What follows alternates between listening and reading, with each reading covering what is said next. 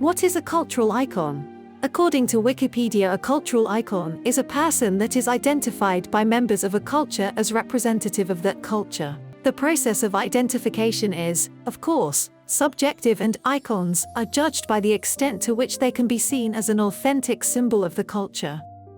In popular culture, the term iconic is used to describe a wide range of people, places, and things. And some believe that this word is overused.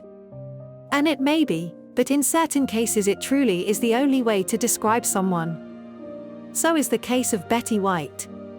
She is one of the most significant cultural icons of the last several decades. Her work in the entertainment industry surpasses many, but that it not the only thing that makes White an icon. For years, she supported multiple animal and wildlife charities worldwide, and even after her death the donations continued to roll in on her behalf. A brief history of Betty White's early years, career, and awards shows how she was able to be as generous as she was to the causes and charities she believed in most. That story began almost 100 years ago. White was born in Oak Park, Illinois on January 17, 1922, but soon after her arrival her parents moved to California. During her childhood, they would take her backpacking in the Sierra Nevadas, which allowed her to grow up being one with nature. White was an amazing comedian and actress, but her passion for animal rights predated even that, and it is because of these early years with her parents.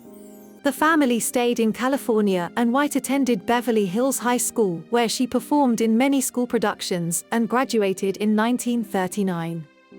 White served in the U.S. Army as a member of the American Women's Voluntary Services during World War II.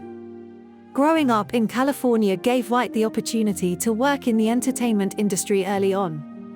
And she started on radio shows in the 1940s, and in 1949 made her debut on TV as Girl Friday on Hollywood on Television, a talk show that she later became the host of and gained the title of the first female talk show host. In 1952 White played the lead in a sitcom called Life with Elizabeth.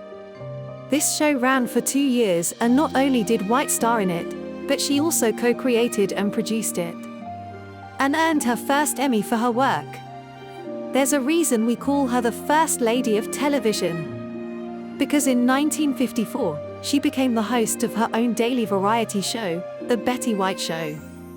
She continued to serve as producer on the show, pushing boundaries by hiring a female director and showcasing Arthur Duncan, a black performer, at the height of the civil rights movement.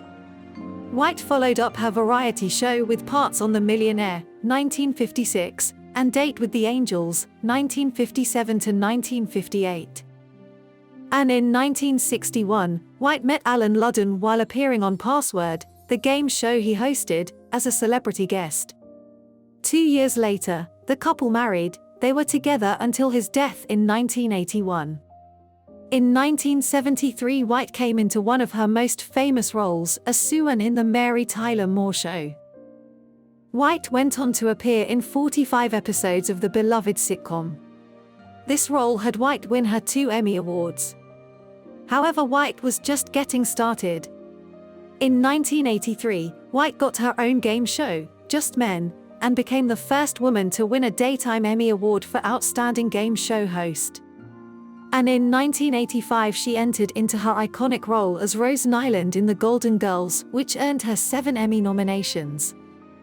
They had B. Arthur as Dorothy, which was great, and they had kind of had me in mind for Blanche, and then they had found this dynamite little lady in New York, Estelle Getty, for the mother, who was not that important to the original script. She was just a peripheral character.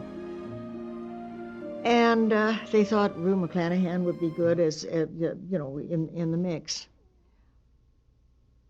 To direct the show, they got Jay Sandrich.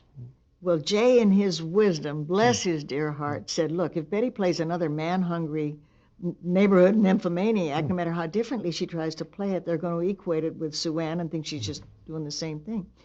Let's switch them. Let's make Rue Blanche and Rose is Betty. In 1986, White a win for the Emmy for Outstanding Actress in a Comedy Series for her role. White continued to act, produce, and do voice-over work through the years. Taking roles in sitcoms including Maybe This Time, That 70s Show, Suddenly Susan and The Practice.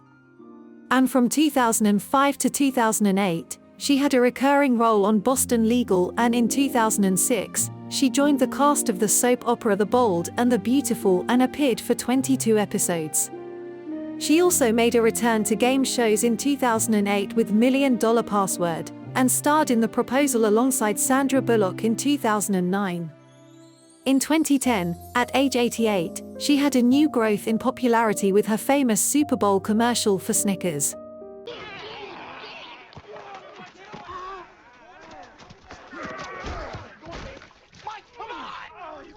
Mike, what is your deal, man? Come on, man. You've been riding me all day. Mike, you're playing like Betty White out there. That's not what your girlfriend said. Baby. Use Snickers. Better? Soon after, there was an online campaign for the actress to host Saturday Night Live. At 88, White became the oldest person to host. The appearance earned her an Emmy for Outstanding Guest Actress in a Comedy Series. Betty White had quite a career and has the awards to prove it. During the entire time the White was working and entertaining us, she supported numerous charitable causes. She is most known for her support of animal welfare organizations, but she was also an advocate for diversity and inclusion. Unfortunately, White passed at 99 years old in December of 2021, just weeks before her 100th birthday. And yet even death could not stop her. Social media outlets joined forces to host a virtual fundraiser. The challenge asked users to donate to the animal charity of their choice and use the hashtag #BettyWhiteChallenge to honor White. On what would have been White's 100th birthday, Meta shared that almost $900,000 had been donated.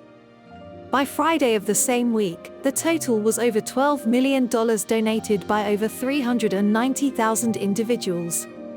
A legend in life and death, she made this world a better place, leaving a legacy of fans supporting the causes she believed in. Regardless if you fell in love with White in the early days on Mary Tyler Moore, binge watching The Golden Girls on Netflix, or after seeing her Super Bowl ad, you cannot deny the impact this one woman has had on our culture.